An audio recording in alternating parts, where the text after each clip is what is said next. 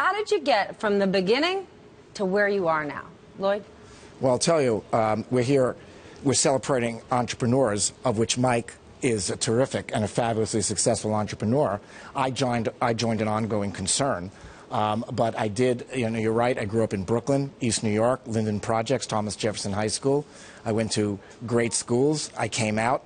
I practiced law for a while and then tried to get a job on Wall Street because I thought it was the most interesting, exciting place to go in New York City, a financial town.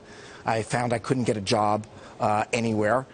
For reasons that are probably very appropriate at the time.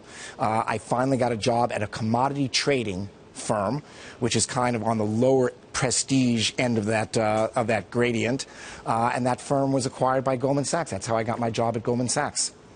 But you had to have been extraordinarily scrappy to get yourself from being part of J. Aron to the top of Goldman. Well, like a lot of people in New York City coming through the public school system, you had to be. You were one of those salmon that made it upstream. That's for sure. Mike, you turned down Goldman Sachs back in the day. I turned down Goldman Sachs, and then the only reason I became an entrepreneur is I got fired by Salomon Brothers. It should happen to you. Trust me, it works out. I hope it doesn't happen to Well, you. I have no intention of doing it. Don't worry about it. 30 years ago, what was your motivation? What did you want to become? I don't remember sitting there 50 or 48 years ago when I got out of graduate school saying, I know for sure what I want to do.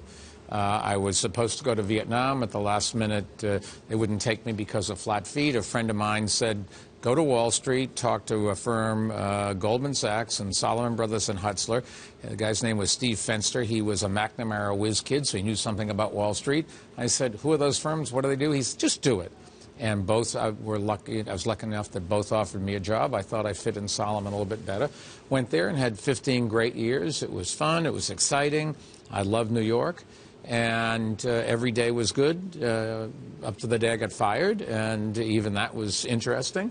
And then I started a business the next day. But I think once you got through that, Lloyd's career and mine have been very similar.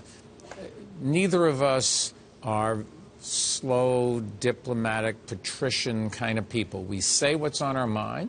Every once in a while you wish you hadn't. Every once in a while somebody hates you for it.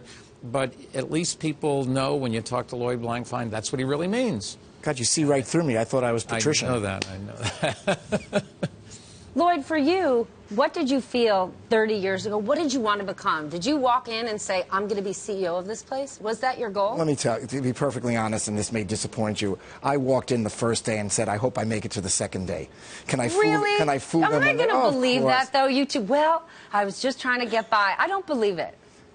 I'll tell you, there's a lot of mythology in the world, and a lot of people think this, but in all honesty, and again, I don't know how the mayor thinks, because again, he was an entrepreneur and he went all in on an idea, built a big company.